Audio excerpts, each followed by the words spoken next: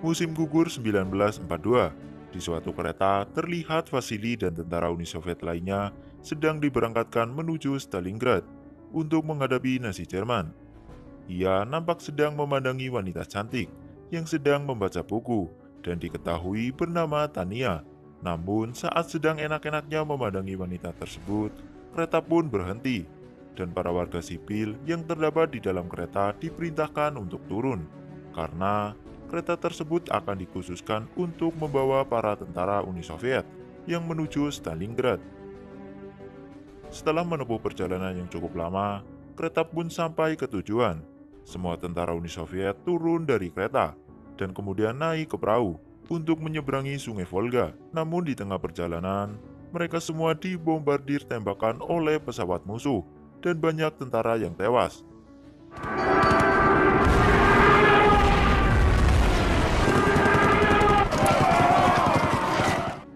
Tapi Vasily berhasil selamat dan akhirnya para tentara yang selamat sampai ke dermaga kota Stalingrad. Sesampainya di sana, mereka langsung diberikan senjata. Tapi karena jumlahnya terbatas, tidak semua tentara mendapatkan senjata. Vasily salah satunya yang tidak mendapatkan senjata. Tidak lama, mereka semua bergerak menyerang. Namun, para tentara Nazi sudah bersiap menghadang mereka. Tentara Uni Soviet pun semakin dekat, tapi mereka langsung ditembaki oleh para tentara Nazi.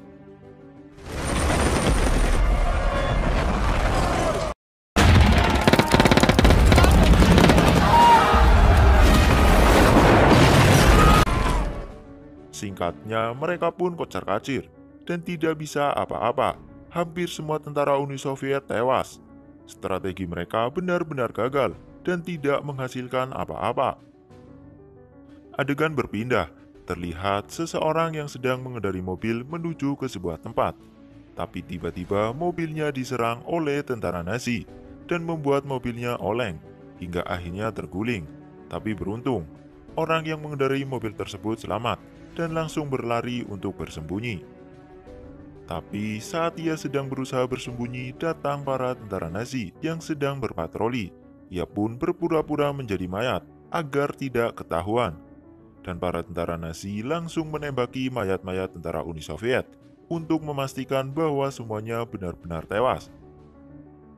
Tapi lagi-lagi pria tersebut selamat dan tidak terkena tembakan sedikit pun, dan diketahui pria tersebut bernama Danilov.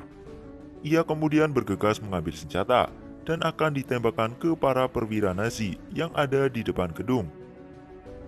Saat pelatuk senjata tersebut ditarik, ternyata tidak ada pelurunya, dan di saat itu juga Vasily menawarkan diri untuk mengisikan peluru senjata tersebut. Ternyata ia masih hidup, dan diketahui ia juga bersembunyi dan menyamar sebagai mayat di tempat yang sama dengan Danilov. Danilov memberikan senjata tersebut ke Vasily, dan ia memerintahkan Vasily untuk menembak para perwira Nazi tersebut karena ia kurang mahir menggunakan senjata. Vasily yang semasa kecilnya telah dilatih sniper oleh kakeknya, dengan yakin mengarahkan senjata tersebut ke para perwira Nazi, dan satu persatu perwira Nazi berhasil ia headshot.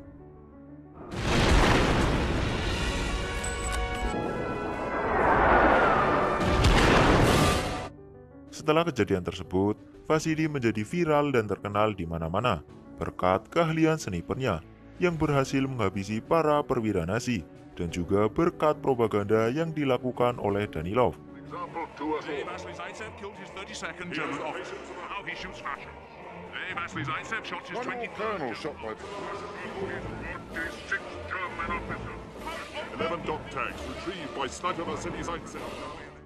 Dan diketahui, Danilov merupakan salah satu petugas bidang politik Uni Soviet. Jadi dengan mudah ia bisa melakukan propaganda tersebut. Ribuan koran yang memuat tentang kehebatan Vasily pun tidak ada hentinya dicetak. Dan berkat hal itu, Danilov beserta Vasily dinaikkan jabatannya. Danilov dinaikkan sebagai staf jenderal, sementara Vasily sebagai divisi sniper. Saat Vasily dan Danilov sedang menulis surat di rumah Bu Filipov, tiba-tiba Tania datang. Seketika Vasily dan Danilov pun langsung terpukau dengan kecantikan Tania. Vasily mengatakan ke Tania bahwa mereka pernah bertemu di suatu kereta. Namun Tania tak ingat itu. Sekedar informasi, Tania sudah dianggap anak oleh Bu Filipov, maka dari itu ia tinggal di rumah tersebut. 21 Oktober 1942, tepatnya di kantor pusat Jerman yang berada di Stalingrad. Nampaknya, kehebatan sniper Uni Soviet yang telah membunuh para perwira Nazi membuat resah seorang jenderal Nazi. Ia sampai mendatangkan seorang sniper handal bernama Konik yang berpangkat mayor. Ia memerintahkan Mayor Konik untuk menghadapi sniper Uni Soviet tersebut dan membunuhnya. Di suatu pagi, saat Vasily sedang tidur nyenyak, ia tiba-tiba dibangunkan oleh temannya. Temannya mengatakan bahwa ada sniper Nazi di suatu gedung. Vasily dan dua teman snipernya pun bergegas menuju gedung tersebut. Setelah mencari-cari posisi sniper musuh, akhirnya mereka menemukan posisinya dan Vasily pun langsung menembaknya.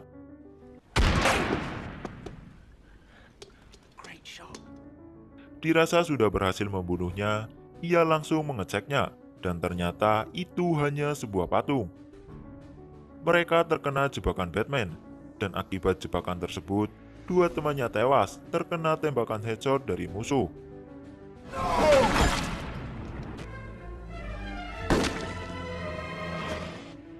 Vasily menceritakan semua kejadian kemarin ke Danilov, dan ternyata Danilov tahu bahwa sniper tersebut adalah Mayor Konik.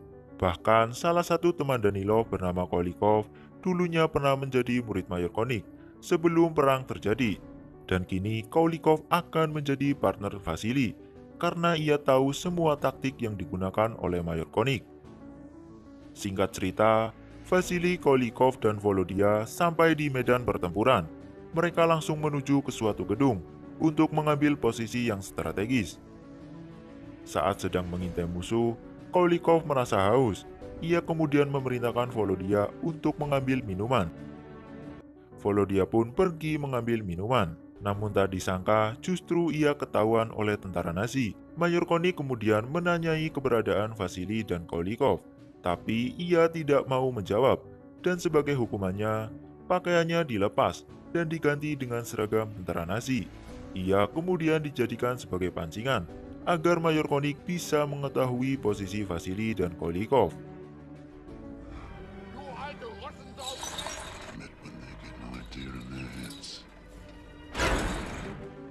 Strategi Mayor Konik berhasil. Kini ia mengetahui posisi Vasily dan Kolikov. Tidak mau kalah, Kolikov pun menggunakan strategi tipuannya. Tapi ternyata gagal.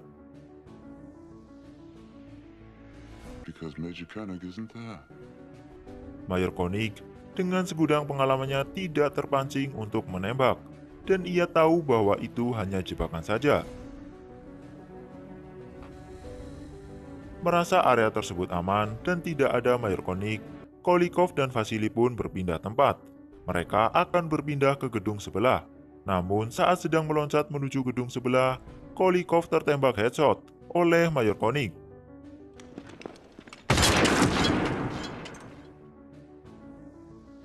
Vasily yang melihat itu sangat syok dan ketakutan. Setelah kejadian tersebut, Vasily mulai ragu dengan dirinya sendiri. Ia mengatakan ke Danilov bahwa ia tidak sanggup menghadapi Mayor Konik. Danilov mencoba menguatkan Vasily dengan mengatakan bahwa akan ada orang yang bisa memberikan informasi detail mengenai Mayor Konik. Ia juga berpesan ke Vasily untuk menyampaikan perasaannya ke Tania. Ternyata diam-diam Danilov menyukai Tania. Vasily pun pulang ke rumah Bu Filipov, dan sesampainya di sana, ia langsung memberitahukan Tania bahwa Danilov sangat menyukainya. Tapi nampaknya Tania tidak menyukai Danilov. Di sisi lain, terlihat Sasha yang merupakan anak dari Bu Filipov sedang bersama Mayor Konik. Ia memberitahu Mayor Konik perihal jalur yang biasa dilewati oleh Vasily, dan sebagai imbalannya, ia mendapatkan daging dan beberapa makanan. Setelah mengetahui jalur tersebut, Mayor Konik pun bersiap di posisinya. Namun, Vasily dengan insting kuatnya tahu akan hal itu. Ia memilih jalur lain, dan ia dan akan menyerang Mayor Konik dari belakang. Ia pun melewati pipa-pipa besar.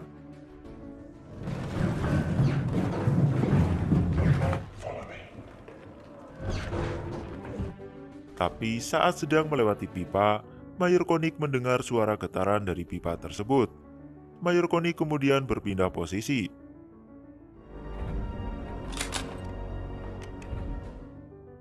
Dan singkat cerita, saat Vasily dan temannya keluar dari pipa tersebut, mereka langsung ditembaki oleh Mayor Konik yang sudah menunggu di balik celah-celah jendela. Akibatnya, teman Vasily tertembak di bagian lengannya, dan Vasily menyuruh temannya untuk kembali ke camp. Di saat bersamaan, Vasily terjebak tidak bisa kemana-mana. Senjatanya terlempar, dan ia tidak bisa mengambilnya karena posisinya sudah dikunci oleh Mayor Konik. Di sisi lain, teman Vasily berhasil sampai di camp. Ia memberitahu bahwa Vasily sedang terjebak di suatu tempat dan tidak bisa kemana-mana. Tania yang mendengar hal itu langsung bergegas menuju tempat tersebut.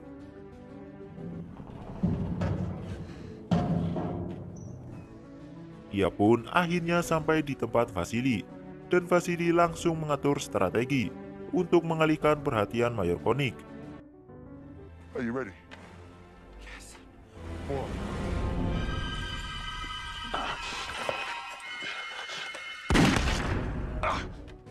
Strateginya berjalan lancar. Mayor Konik pun terkena tembakan di bagian tangannya dan membuatnya mundur.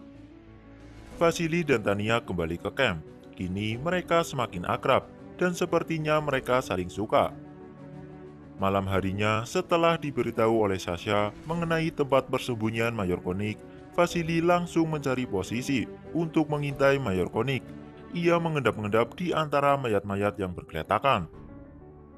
Semalam suntuk ia mengintai Mayor Konik, namun tidak ada tanda-tanda keberadaannya. Karena tidak tidur semalaman, ia ngantuk berat dan malah tertidur pulas di antara mayat-mayat. Tidak lama datang seorang tentara Uni Soviet yang akan menjarah barang-barang berharga dari para mayat, dan ia mengambil barang-barang yang ada di saku baju milik Vasily. Namun ia ketahuan oleh tentara Nazi, dan semua barang jarahannya diambil oleh tentara Nazi untuk kemudian diserahkan ke atasan. Menjelang sore, Mayor Konik dipanggil atasannya. Ia diberitahu bahwa Vasily telah tewas, dibuktikan dengan buku tentara Vasily. Namun Mayor Konik tidak percaya akan hal itu. Berita tersebut menyebar dengan cepat dan membuat panik pihak Uni Soviet. Danilov dan Tania pun juga sangat panik, serta khawatir mengenai berita Vasily tewas. Malam harinya, di tengah kegelisahan Danilov, tiba-tiba Vasily datang, dan itu membuat lega Danilov. Sementara itu, Mayor Konik yang tidak percaya bahwa Vasily telah tewas, terlihat sedang mengobrol dengan Sasha. Karena sudah sangat percaya kepada Sasha, ia pun mengatakan rencananya yang sangat rahasia, bahwa esok hari ia akan menunggu Vasily di stasiun. Sasha pun diminta untuk tidak membocorkan rencananya. Dan sedikit informasi, Sasha ini sebenarnya adalah informan untuk pihak Uni Soviet. Ia disuruh oleh Danilov untuk mengulik tentang Mayor Konik. Esok harinya, setelah diberitahu oleh Sasha, Tania nekat menuju stasiun untuk menemui Vasily, dan Mayor Konik yang sudah mengintai di posisinya melihat Tania melintas. Ia pun langsung berpikir bahwa Sasha pasti sudah membocorkan rencananya tersebut. Ia langsung menemui Sasha dan membawanya ke sebuah tempat. Adegan berpindah, di mana Tania akhirnya bertemu dengan Vasily. Saat mereka sedang kangen-kangenan, tiba-tiba Tania melihat Sasha yang sudah digantung di tiang yang sangat tinggi. Seketika ia sangat syok dan histeris melihat hal tersebut.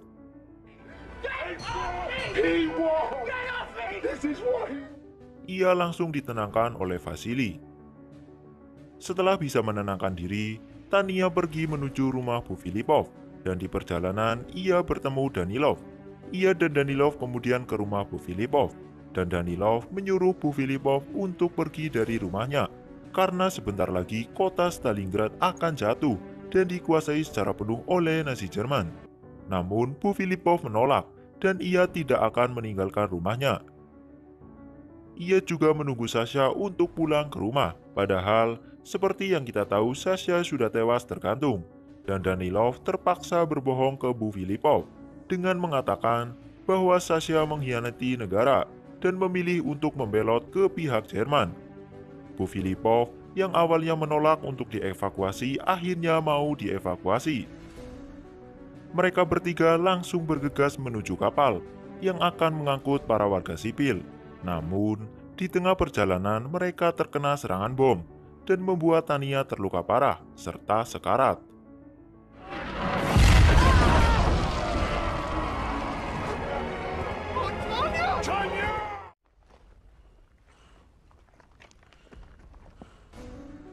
Danilov kemudian langsung memberitahu Vasily bahwa Tania terkena serangan bom dan tewas.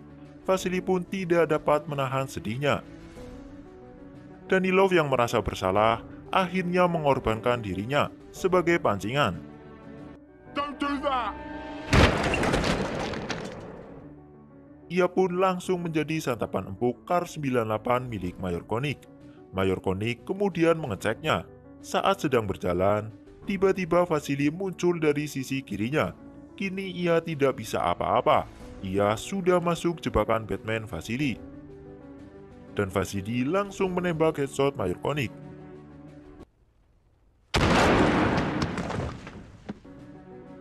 Mayor Koenig tewas seketika. 3 bulan kemudian, tepatnya 3 Februari 1943, Nazi Jerman akhirnya menyerah tanpa syarat setelah tentara mereka kalah dan terkepung. Di akhir film, terlihat Vasily yang sedang mencari-cari Tania di sebuah rumah sakit. Ia sangat yakin bahwa Tania masih hidup. Setelah cukup lama mencari, akhirnya ia bertemu dengan Tania.